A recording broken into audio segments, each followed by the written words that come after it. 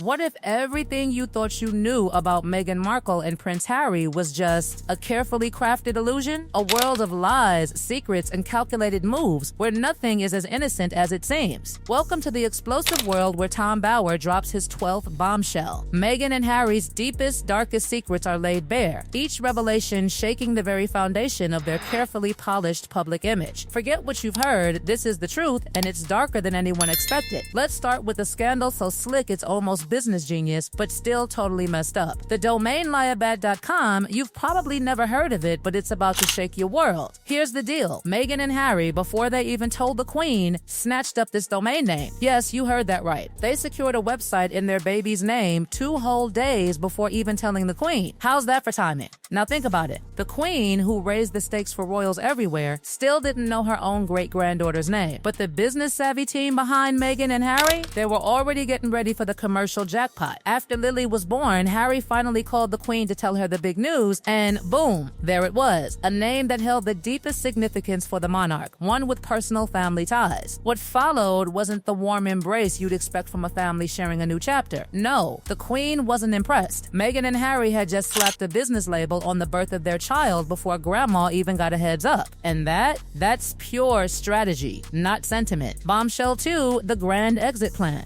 Brace yourselves, because this one's about to shatter any delusions you may have had about Meghan's loyalty to the royal family. According to Tom Bower, Meghan never planned to stay in the UK, not even for a second.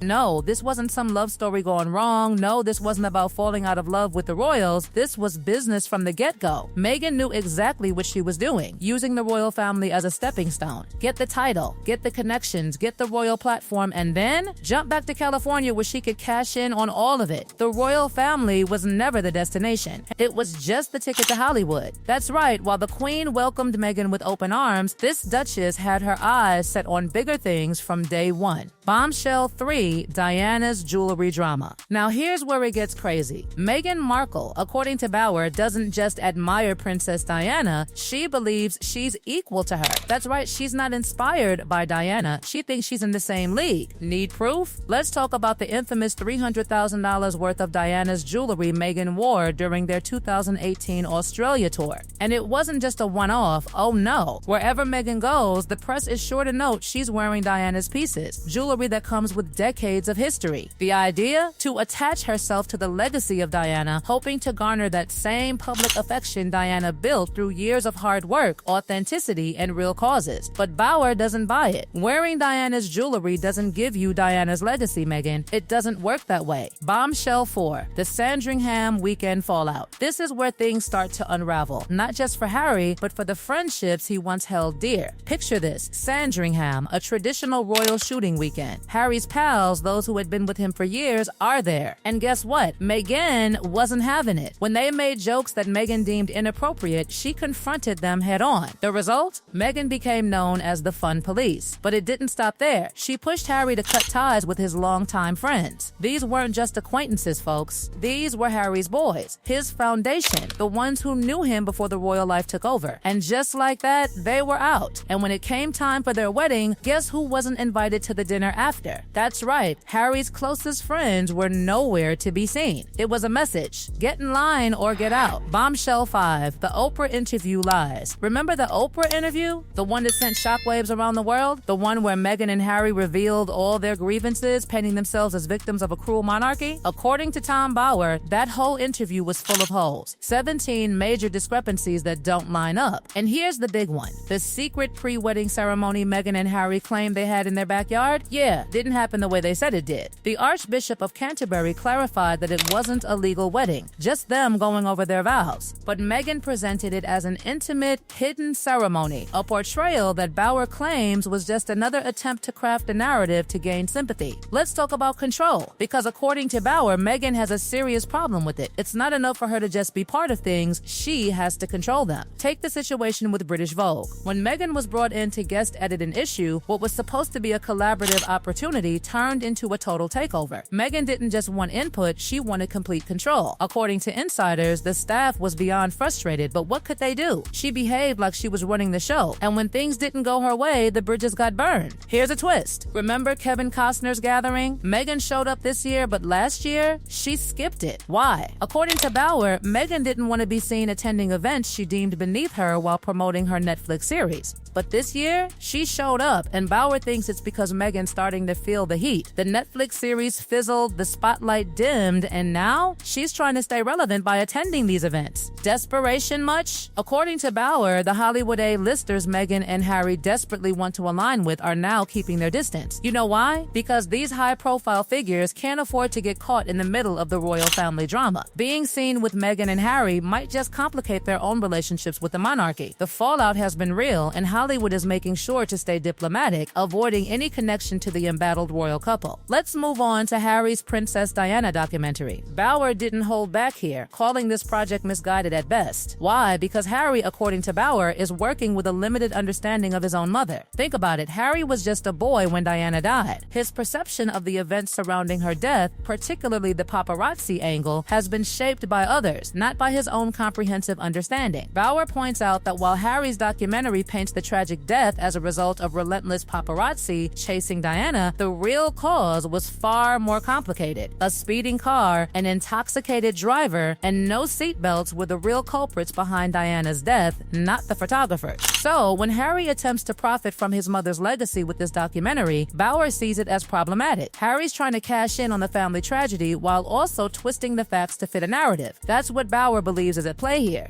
A deeply commercial endeavor masquerading as a heartfelt tribute. If you thought things couldn't get any more explosive, wait for this. Meghan's strategy with the press? Well, it's all about control. According to Bauer, Meghan doesn't just want to be reported on, she wants to dictate the narrative. One of the most striking examples came during her brief stint as a guest editor at British Vogue. Initially seen as a collaborative opportunity, Bauer claims that Meghan turned the editorial process into something far more dramatic, something that resembled a hostile takeover. Staff members at the magazine found themselves in a bind, unable to voice their frustration while Meghan acted like she was the editor-in-chief. But it didn't end there. Meghan's obsession with controlling her media image continued with every public appearance. When Meghan couldn't get the attention she felt she deserved, she threw a fit and demanded more. It's a pattern of manipulation and control, according to Bauer, where Meghan's image takes center stage regardless of the consequences. Here's another interesting tidbit from Bauer's deep dive into Meghan's past. Remember the whole Procter & Gamble story that Meghan has woven into her personal narrative for years? According to Bauer, it never happened. Yes, you read that correctly. Bauer claims that Meghan's version of events, one which she describes being the recipient of a letter from Procter & Gamble, which led to some life-changing event, was entirely fabricated. It's a story she's used to bolster her image, but as Bauer reveals, there's no truth behind it. That's right, Meghan's personal narrative doesn't just stretch the truth, it breaks it. Bauer doesn't just point fingers at the royal staged performances, he also takes aim at Meghan's personal brand. He claims that for Meghan, the truth often takes a back seat to the perfect story she wants the world to believe. And the Procter & Gamble story is just another piece of the puzzle that doesn't fit with the reality Bauer has uncovered. This last revelation ties everything together, the desire for total control. Meghan, according to Bauer, is always about shaping her world, dictating how she's seen by others. This obsession with power doesn't stop at media control, it spills over into her relationships. When Meghan didn't get her way with the British Vogue cover, she didn't accept the no she was given. Instead, she tried to influence the entire digital narrative behind the scenes. The end result? It backfired, and Edward Enninful, the editor of British Vogue, made it clear he wouldn't work with Meghan again. Bauer sees this as more than just a simple clash of personalities. It's a pattern of manipulation, a drive to control the narrative and demand authority, whether she's guest editing a magazine or dealing with her own social circle. Meghan's desire for control isn't just about getting her way, it's about bending reality to her will, manipulating the media, and ensuring she's always the star of the show. So, what are we left with? A pattern of strategic manipulation, carefully calculated business decisions, and a constant push to reshape the public image. From the early days of her relationship with Harry, Meghan's decisions have been about getting what she wants, and once she does, the world can deal with the fallout. Whether it's registering a domain name before her baby was even born, or controlling the narrative surrounding her royal life, Meghan has always been about business, not just family. Bauer's 12th bombshell is just the tip of the iceberg. He's revealed more more than just secrets about Meghan and Harry's actions. He's revealed a web of calculated moves, hidden motives, and manipulated narratives that will have you questioning everything. So, what do you think? Are you ready to believe that the truth behind Meghan and Harry's royal exit is far more calculated than we ever realized? Or are you still buying into the fairy tale they've sold us? Either way, one thing's for certain, this story is far from over, and with Tom Bauer digging deeper, there's bound to be more explosive revelations to come. Stay tuned, because this saga is only getting more complicated. Meghan and Harry's secrets are still being exposed, and trust me, we've only scratched the surface. We've only scratched the surface. We've only scratched the surface.